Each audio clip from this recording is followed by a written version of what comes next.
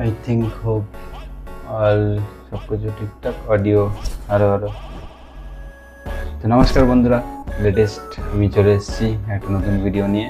তো আজকে আমরা কথা বলবো নতুন একটা ইউটিউব চ্যানেল নিয়ে। দেখো অলরেডি অনেক ইউটিউব চ্যানেলে ভর্তি, বিশেষ করে অল ল্যাঙ্গুয়েজে, বাট আমার এখানে যেটা মেনলি ফোকাস সেটা হচ্ছে যে বাংলায় কোনো ইনফরমেটিভ